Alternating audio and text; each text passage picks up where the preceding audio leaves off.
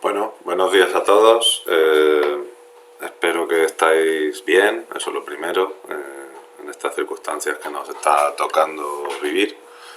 Y bueno, pues comentaros que ya empezamos la semana pasada con las clases virtuales. Yo os animaría a participar, no hay una asistencia muy elevada, habrá unas 15 o 20 personas.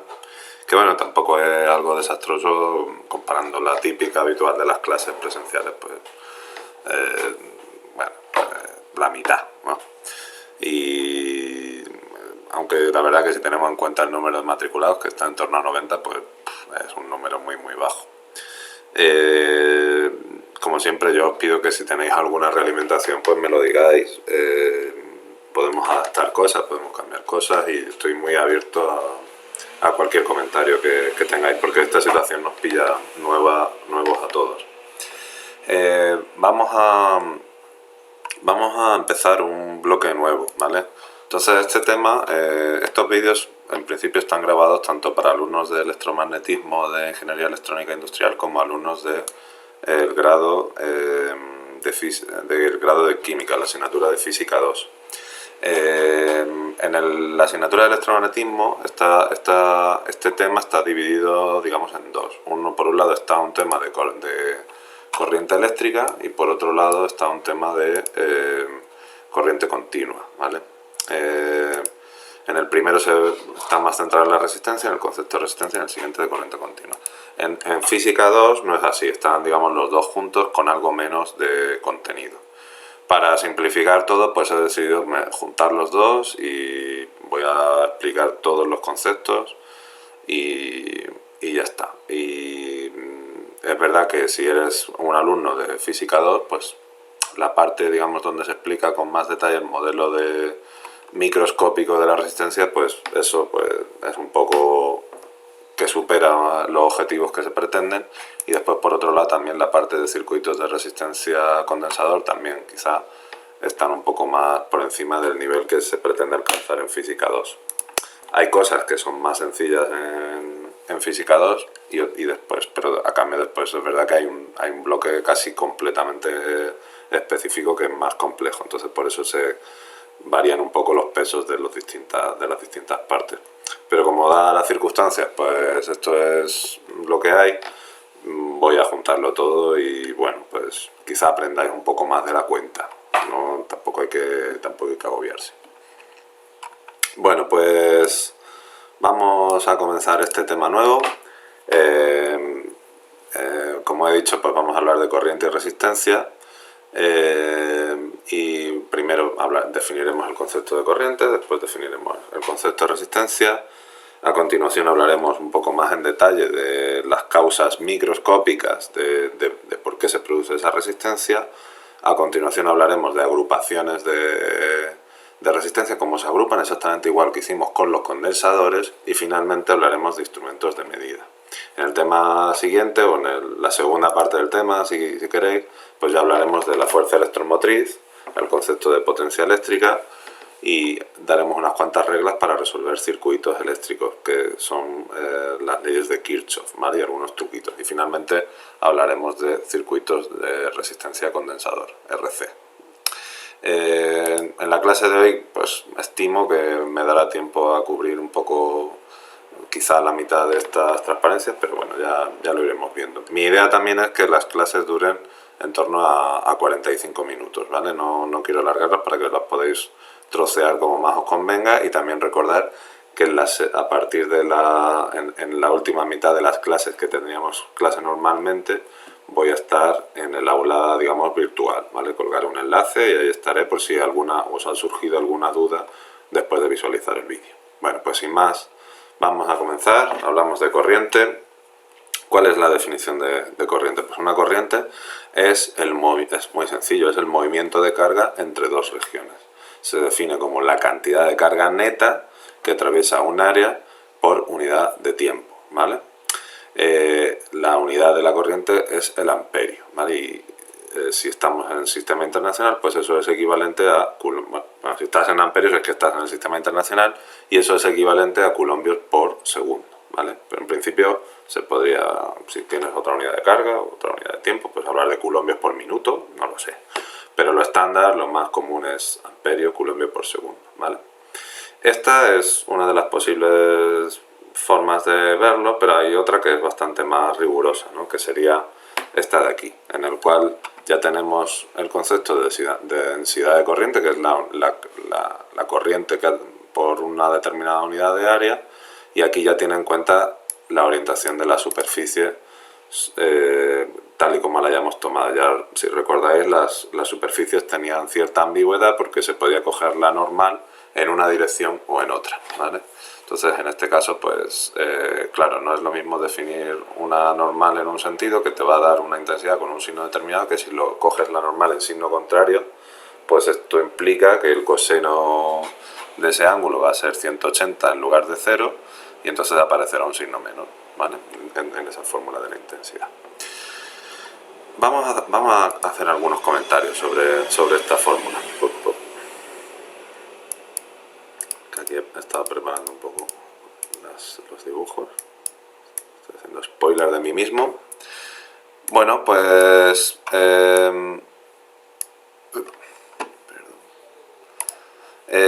fijaros, en este caso de aquí, que es la figura con la que da comienzo el tema, pues yo podría definir mi superficie de esta forma. Bueno, vamos a escribir aquí para tenerlas más o menos las dos definiciones que hemos dado, ¿no? Una es la intensidad como la carga que atraviesa una determinada unidad de área por unidad de tiempo, y otra es la intensidad como la integral de superficie de la densidad de corriente multiplicado por un diferencial de superficie, ¿vale?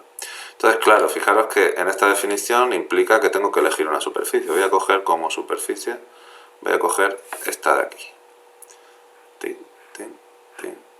Y como normal, pues esta enorme flecha roja de aquí, que esto va a ser la dirección normal, ¿vale?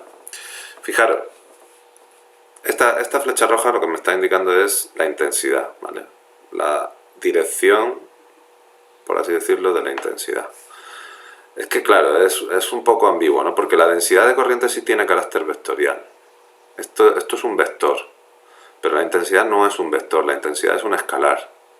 Y entonces, claro, cuando tú defines una intensidad ya implícitamente estás definiendo un sentido que viene dado por el sentido de la normal que tú hayas escogido para hacer esta integral de superficie, de la densidad de corriente, ¿vale? Entonces, fijaros, aquí tengo un montón de carga que es positiva, iones positivos que se están moviendo hacia la derecha, ¿no? Entonces, cuando atraviesen esa superficie, como estos iones positivos, esta densidad de corriente está en la misma dirección que la normal, pues cuando yo haga esta integral, esta intensidad va a ser positiva. ¿Aquí qué pasa?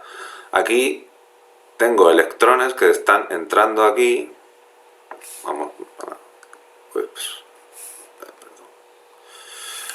Tengo electrones que están entrando aquí. Vamos a pintarlos de azulito para que sea igual que en el dibujo. Tengo electrones que están entrando por aquí. Y claro, esta normal de aquí la ven con signo negativo. O bueno, mejor dicho, esta integral de superficie, cuando yo integre la velocidad de los electrones, tenga en cuenta la velocidad de los electrones, pues está formando 180 grados. Entonces me va a aparecer un signo menos, pero es que después también hay otro signo menos que proviene de la propia carga de los electrones. Y entonces eso va a hacer que esta intensidad de aquí también sea positiva, ¿vale? Entonces, en estos dos casos, la intensidad es positiva tomando como normal un vector que va hacia la derecha, ¿vale? Otro detalle, fijaros, a veces es engañoso este tipo de dibujos, porque parece que para que haya corriente tiene que haber una carga neta, ¿no? Aquí estamos pintando estos iones positivos, y entonces parece que este conductor tiene una carga neta positiva, ¿no? Una carga neta mayor que 0. Eso en realidad no es así. Tú puedes tener un conductor, voy a dibujarlo aquí, tú puedes tener un conductor con carga neta 0, con electrones, iones positivos, más electrones, más iones positivos, de tal forma que la carga neta es cero. Y aún así puedes seguir teniendo una corriente. ¿Por qué? Pues porque imaginad que estos electrones se están moviendo hacia acá, ¿vale? Con una velocidad tal que así. Y entonces, pues, hay movimiento de carga. Si yo cojo una superficie aquí y cojo la normal así, pues entonces en un momento dado va a haber electrones que la están atravesando, aunque los iones positivos estén quietos, ¿vale? Aunque los iones positivos estén quietos, va a haber electrones que la están atravesando. Y fijaros, entonces puedo tener corriente aunque la carga neta sea cero, ¿vale? No tengo que estar forzosamente... Si tengo una carga neta distinta a cero, también puedo seguir teniendo corriente, pero no es un requisito, ¿vale? No es una condición necesaria. Sí que tiene que haber carga, lo que no puede pasar es que haya corriente sin que exista carga, sin cero cargas, porque tiene que haber alguna carga que se mueve, pero no, la neta, la suma de todas, no tiene por qué ser positiva o negativa. Ya que estamos aquí, pensad, esta corriente que va a atravesar, esta corriente tal y como yo la he definido, si solo se están moviendo electrones por aquí, ¿cómo sería esta corriente? ¿Positiva o negativa? Bueno, pues si son electrones entrando por aquí, fijaros que en esta integral la dirección de la velocidad, bueno, más bien la velocidad del movimiento está orientada con la normal, entonces ahí no habría ningún signo negativo, pero es que como lo que se está moviendo es carga, entonces aquí la intensidad sería menor que cero, ¿vale? Hablar de la intensidad en lugar de la densidad de corriente, pues tiene algunas ventajas. Para empezar, es un escalar y eso pues es mucho más fácil operar con eso, se pueden sumar, tiene muchas ventajas. Pero claro, también es verdad que la intensidad definida de esta forma pues hace algunas suposiciones que a veces llevan a error, si no decimos claramente en qué sentido vamos a considerar la corriente, ¿vale? Bueno, pues nada, esto sería un poco los comentarios que tengo con respecto a esto de la densidad de corriente. Vamos ahora a hablar de la resistencia. En principio, los electrones, si tuviéramos un conductor perfecto, pues no hubiera otro material que puede perturbar su movimiento, pues se mueven indefinidamente, ¿vale? Son cargas libres por la segunda ley de Newton. En principio tendrían una trayectoria que se vería acelerada, ¿no? Si yo aquí aplico un campo eléctrico, imaginaros que aquí aplico un campo eléctrico, vamos a pensarlo mejor en esta de aquí, que son positivas, más fácil, y aplico un campo eléctrico tal que así, ¿vale? Bueno, pues ya sabemos de los temas anteriores que la fuerza que va a experimentar cada una de estas cargas sería pues el valor que ella tenga multiplicado por ese vector. Y después, por la segunda ley de Newton, sabemos que la sumatoria de todas las fuerzas es igual a la masa por la aceleración. Entonces, en principio, una carga que se mueve en presencia de un campo eléctrico, pues experimentaría una aceleración, es decir, una velocidad que crecería con el tiempo, ¿no? Que crecería con el tiempo. En la realidad, pues eso ocurre en cargas que están en el vacío. Pero cuando una carga se mueve dentro de un conductor, pues no ocurre eso. Un conductor siempre, si es conductor, siempre presenta una oposición al paso de esa corriente. De tal forma que la velocidad no sigue esta ley tan sencilla. Aquí podría continuar y decir que la aceleración, como solamente tengo la fuerza eléctrica, pues sería sería Q por E partido por M, por la masa de ese portador de carga. Bueno, pues esto en un conductor en general, lo pongo así en rojo, no nos confundamos, en un conductor esto no se cumple. ¿Por qué? Vamos a verlo.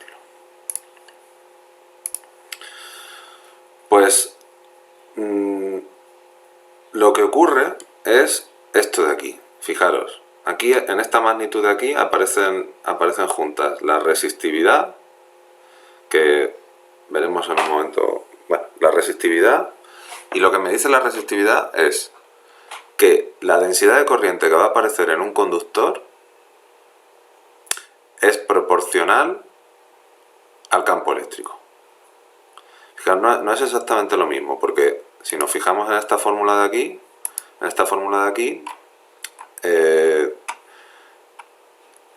bueno, mejor dicho, en esta fórmula de aquí, en principio, con el campo eléctrico cada vez tengo una determinada aceleración, cada vez tengo más velocidad, cada vez más electrones están atravesando una unidad de área, entonces la intensidad debería ser creciente, ¿vale? Lo que me dice esta fórmula es otra cosa, me está diciendo que la densidad de corriente es proporcional al campo eléctrico y constante. O sea, tú pones tantos voltios metro, vas a tener tantos amperios por metro cuadrado, ¿vale? Multiplicado teniendo en cuenta la resistividad. Cada material, la resistividad, entonces tenemos este concepto nuevo de la resistividad. La resistividad es una propiedad que es intrínseca de los materiales, es decir, el cobre puro pues tiene una determinada resistividad, el aluminio tiene otra determinada resistividad, los metales todos tienen cada uno su resistividad, ¿vale? Es como, ¿qué te digo yo? Como el peso atómico, ¿no? Una constante de los elementos, ¿no? Y así tienes compuestos, pues habrá ahí una combinación de los distintos elementos y eso dará lugar a una determinada resistividad. Las unidades en las cuales definimos la resistividad es ohmios metro, ¿vale? Cuando aparecen aquí multiplicando, pues esto se lee ohmios metro. A veces se habla de la resistividad y a veces pues se habla de la conductividad, son primos hermanos, ¿no? Solo que uno es la inversa de la otra. Entonces cuando hablamos de conductividad la unidad es el Siemens por metro, ¿vale? Cuando está ya dividiendo se lee como Siemens por metro, ¿vale?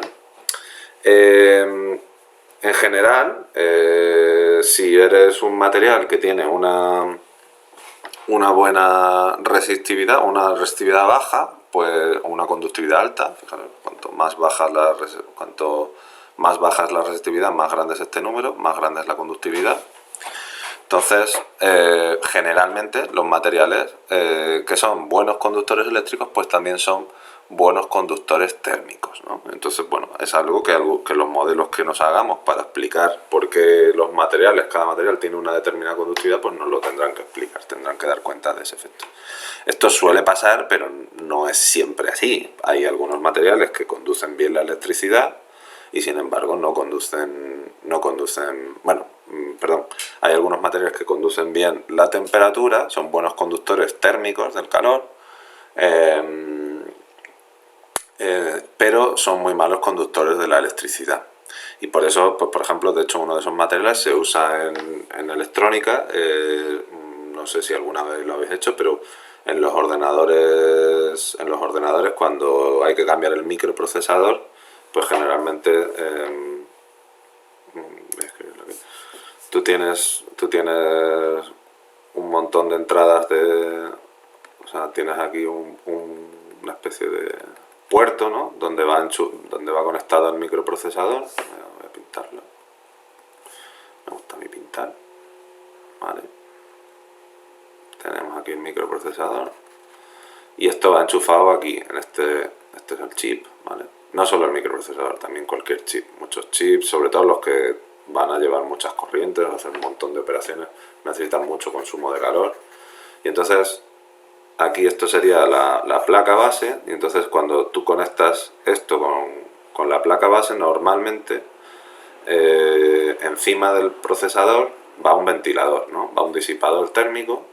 Y claro, pues tú quieres un material que no conduzca la electricidad, porque imagínate, cuando estás echando aquí la pasta esa que vayas a echar, pues no quieres que haga contacto eléctrico entre cada una de las patillas del microprocesador, porque si no se forma un lío enorme.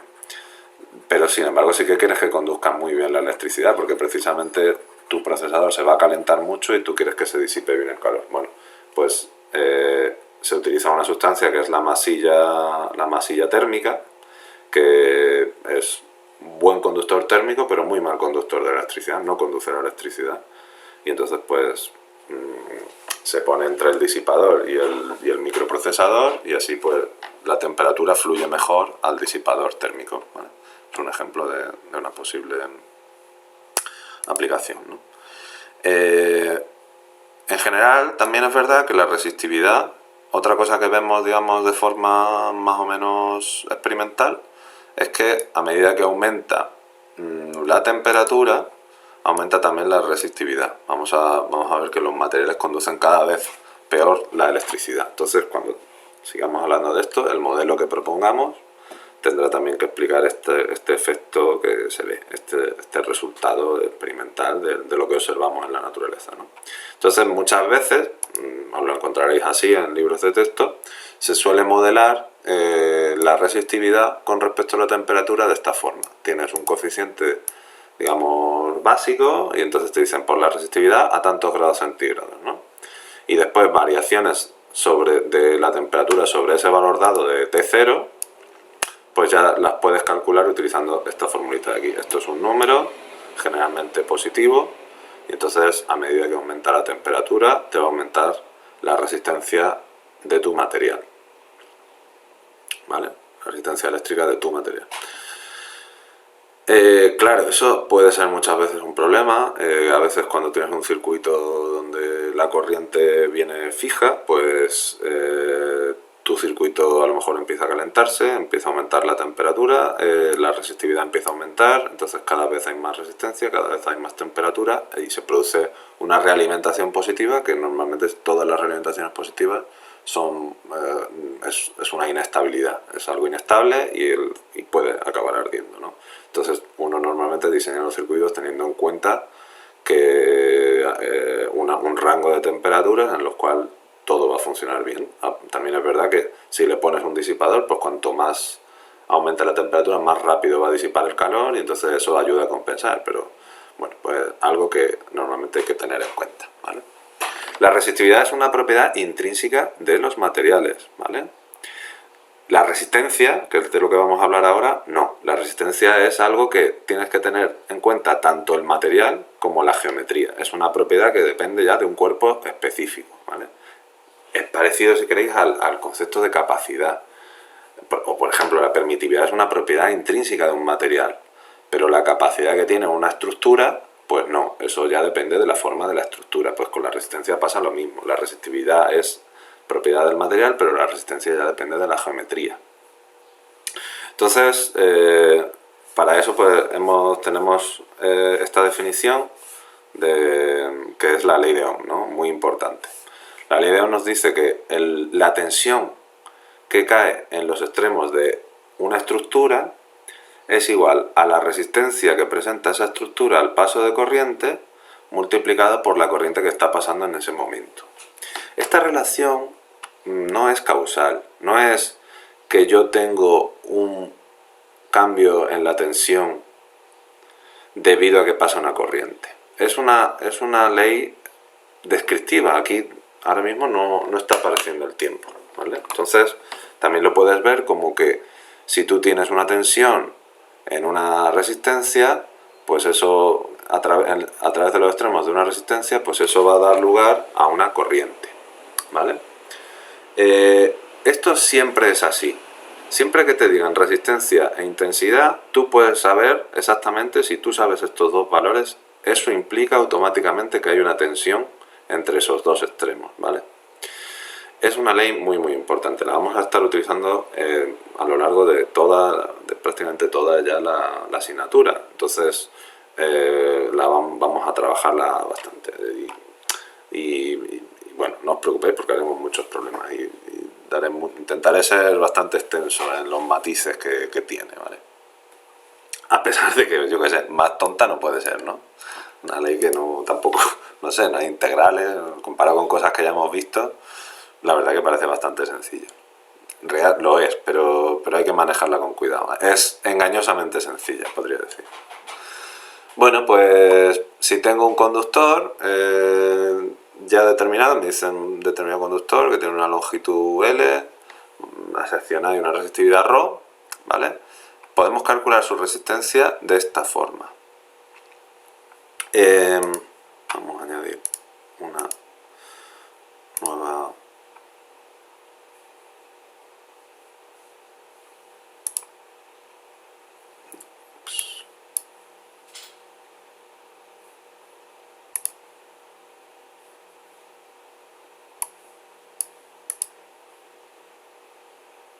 no, ¿qué quiero yo? Perdón. Vamos a añadir aquí una nueva transparencia, una nueva hoja. Bueno, pues entonces lo que comentaba. Una cosa, esta fórmula, que hemos visto ya un par de fórmulas, hemos visto la ley de Ohm, o bueno, perdón, la resistividad,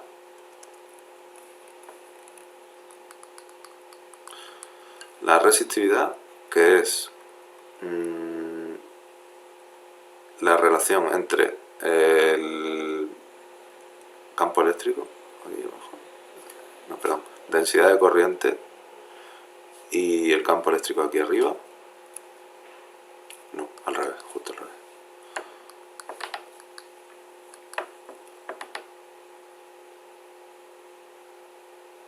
Bueno, vamos a escribirlo así que es como más. La densidad de corriente, una forma alternativa de verlo, no es esa. Perdón, que tengo el gato acaba de pasar por encima del ordenador.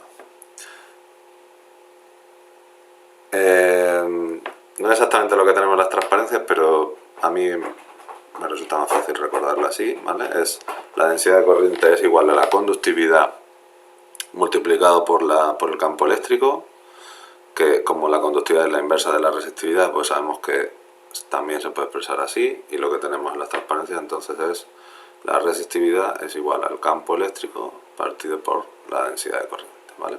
Esta es una de las que hemos visto. Otra de las que hemos visto es la ley de Ohm, ¿vale? Estas y estas son generales, ¿vale? Sin embargo, esta de aquí, la expresión para la resistencia, que es la resistividad la resistencia es igual a la resistividad multiplicada por la longitud partido por el área. Esta solo vale cuando el área y la resistividad son constantes, ¿vale? Una fórmula más general. Pasa que esta es la que, digamos, la que tenemos aquí apuntada porque es la situación más común, ¿vale? Es la que más vamos a estudiar. Sin embargo, una fórmula un poquito más general es que se desprende de aquí, en el fondo. Si os paráis a verlo, es la resistencia es el voltaje partido por la intensidad, y esto lo podemos ver como la menos integral del campo eléctrico por el diferencial de línea, una diferencia de tensión entre dos terminales, partido por la integral de la densidad de corriente a lo largo de una determinada superficie, ¿vale? Entonces, claro, fijaros, si yo tengo un material, por ejemplo, pues una barra circular, que tiene una determinada resistividad, ρ, ¿vale? Pues, ¿qué nos dice esta fórmula? Nos dice que cuanto más largo es tu material, más largo es esa barra, pues más resistencia vas a tener. La resistencia es directamente proporcional a la longitud, ¿vale? Cuanto más baja sea la resistividad, pues obviamente menos resistencia vas a tener. Y después tienes el área, que esta fórmula nos dice que cuanto más grande sea el área, pues menor va a ser la resistencia. Fijaros, esta fórmula de aquí se deriva de esta de aquí. ¿Cómo? Pues imaginad que en este material yo tengo un campo eléctrico tal que así, y fijaros que ya estamos diciendo algo que debería chocarnos. Estoy diciendo que esto es un material conductor, permite el paso permite la libre circulación de cargas, y sin embargo estoy diciendo que dentro de este material conductor aparece un campo eléctrico. ¿Por qué ahora sí y antes no? Bueno, porque ahora a partir de este tema, pues puedo salirme de situaciones del equilibrio. En el momento que ya hay movimiento de carga,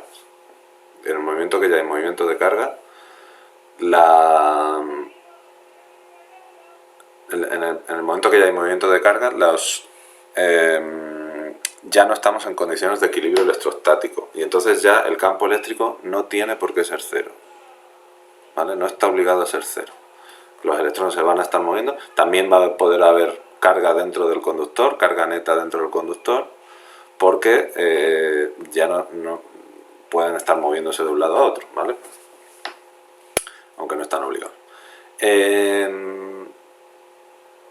Vale, entonces tengo aquí un campo eléctrico, fijaros, como tengo un campo eléctrico, eso implica que hay una densidad de corriente en la dirección de ese campo eléctrico. Ya no estoy hablando de qué portadores están dando lugar a esa densidad de corriente, solamente que como hay un campo eléctrico puede haber una densidad de corriente, que me viene dada justamente por esta expresión, E partido por ρ. ¿Vale? Y entonces, como ocurre esto, pues en esta fórmula de aquí, en esta fórmula de aquí, en la ley de Ohm, pues tengo que la intensidad es igual a J diferencial de S, ¿vale? Y esto es la integral de E partido por ρ diferencial de S. Y fijaros que en esta fórmula ρ, en principio, si ρ es constante, y esa es la primera condición, si ρ es constante, puede salir de la integral. Pero podría estar en un material donde la resistividad no sea homogénea. Entonces, bueno, en ese caso tendría que estudiarlo. Pero si es un material con resistividad homogénea, que como va a ser la mayoría de los materiales que vamos a ver, pues entonces tengo esta expresión de aquí, ¿vale? Entonces tengo 1 partido por ρ, y después tengo esto de aquí, que voy a suponer otra condición. Fijaros, otra condición para poder hacer esta integral es que el campo eléctrico sea también constante a lo largo de esta superficie, ¿vale?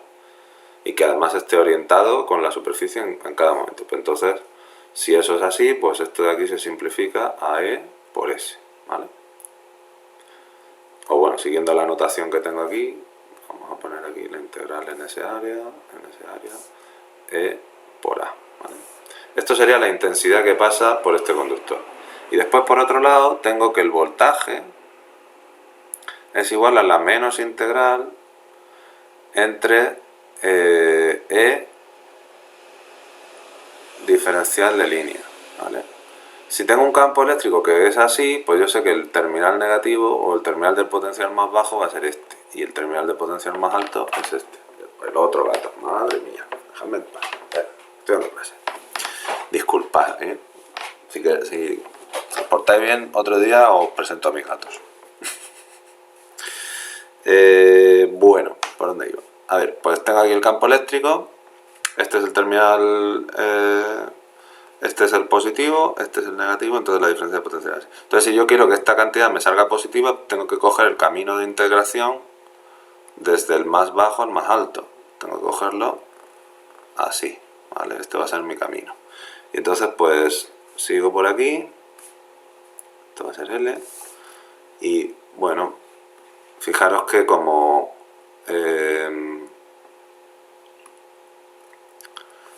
el campo eléctrico, esto aquí hay un signo menos, como el campo eléctrico va en dirección contraria del camino que yo estoy cogiendo, pues aquí me aparece E por L, y esto como está en el sentido contrario, pues es menos E por L por el coseno de 180, usando el famoso truquito, y esto es E por L.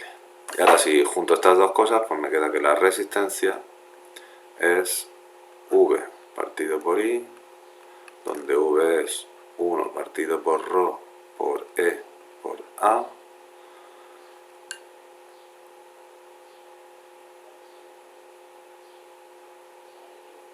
perdón, lo estoy haciendo al revés. V es E por L,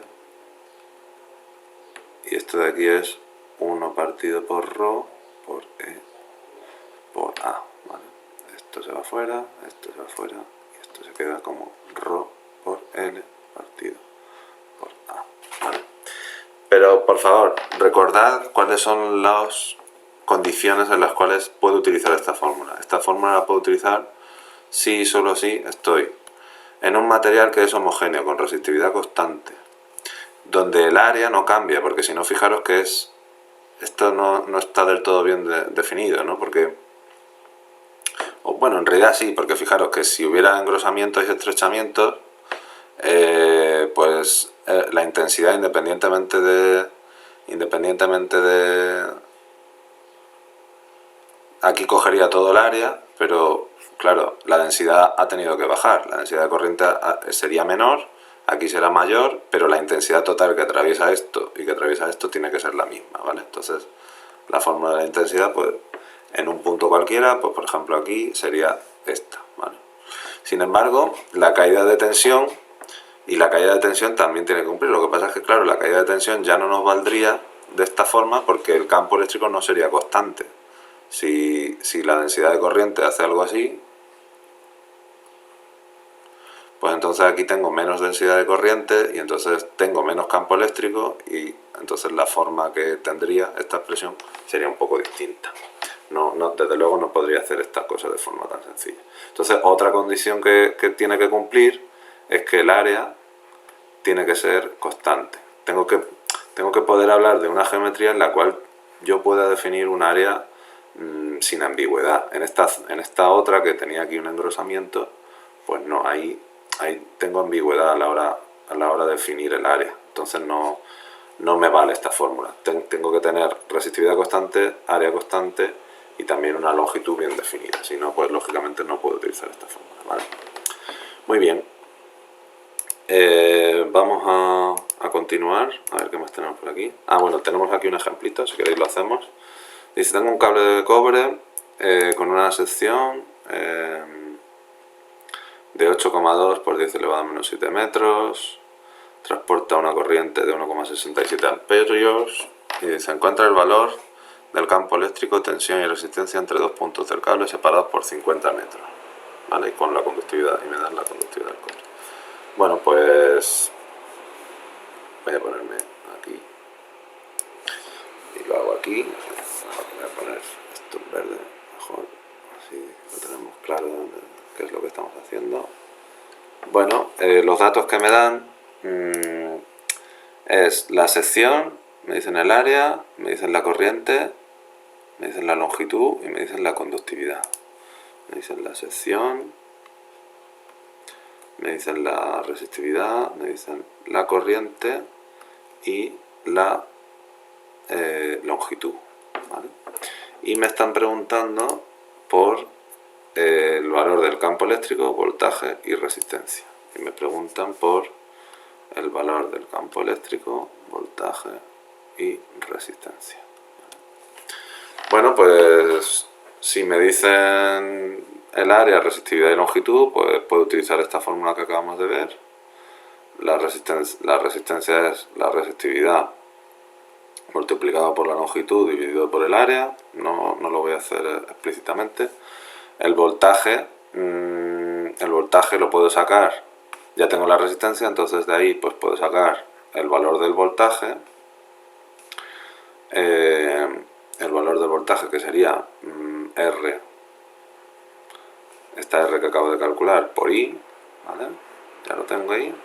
Y después el campo eléctrico, pues si me dicen la intensidad, pues directamente puedo dividir la intensidad por el área y eso me va a dar la densidad de corriente, el módulo de la densidad de corriente. No, hay que tener cuidado un poco cuando se hace esta operación. La intensidad es un escalar y la densidad de corriente es un vector. Entonces la intensidad dividido por el área lo que te va a decir es el módulo de la densidad de corriente, suponiendo que sea homogénea, ¿vale? Que lo estamos suponiendo. Y esto, la densidad de corriente por otro lado, hemos visto que es E partido por ρ. Entonces, para deducir E, lo único que tengo que hacer es multiplicar por ρ, por I y dividir por A, ¿vale? Y ya tendríamos ahí todo. No lo voy a hacer, digamos, numéricamente, pero bueno, lo hacéis vosotros. Si tenéis algún problema, pues me lo comentáis. Bueno, pues vamos a hablar un poco... Bueno, esto lo he puesto para que veáis un poco si alguna vez tenéis que montar un circuito, o puede ser que, bueno, pues lo que tendréis que hacer será, pues una de las etapas va a ser elegir los componentes. Todos los circuitos prácticamente tienen resistencia. De una resistencia, ¿qué información nos suele interesar, ¿no? Ya estoy hablando más que de la resistencia como concepto que tienen todos los conductores. Estoy hablando de la resistencia como componente electrónico, ¿vale? Como una pieza que se hace a propósito para que tenga un valor de resistencia. Esa es la funcionalidad de la resistencia componente electrónico. Bueno, pues esa resistencia, ¿qué me dice el fabricante que tiene? Pues básicamente me dice esto, ¿no? Esto sería un valor típico, ¿no? Esta es la típica resistencia que veis, que habéis utilizado ya en algunas prácticas, así muchas veces tiene esta forma, pero en realidad las resistencias pueden tener formas súper variadas y dependiendo sobre todo de la potencia que disipen. Y bueno, pues obviamente me va a decir un valor de resistencia. Esto no es que una determinada resistencia tenga un valor que se comprende entre 100 miliohmios y 22 megaohmios. No es esto. Es que digamos que si quieres resistencias de este tipo, pues él te las puede vender en este rango de valores. Con esta tolerancia. Siempre te dan un valor de la tolerancia. Después también te van a decir el máximo voltaje de trabajo, ¿vale? Si le metes más voltaje de ese, pues ya no te garantizan que vaya a tener esos valores en ese rango de tolerancia.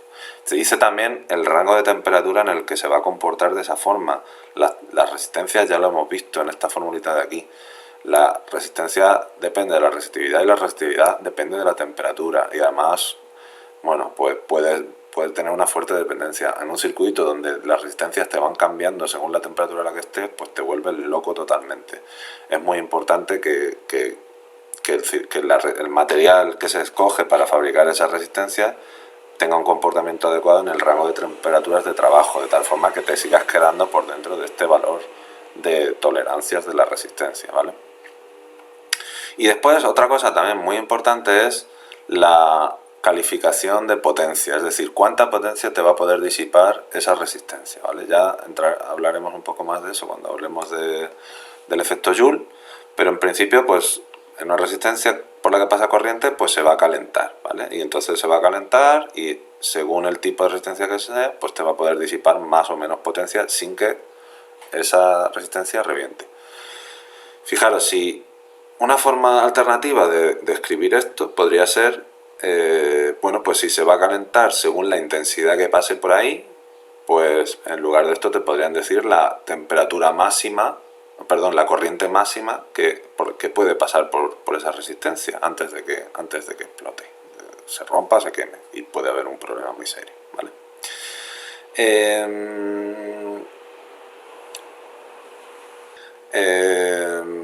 Bueno, pues lo vamos a dejar aquí, este vídeo, y en breve pues subiré otro continuando con el tema. Un saludo a todos y os espero en la clase virtual para resolver cualquier duda que se os pueda plantear de este tema, ¿vale? Adiós.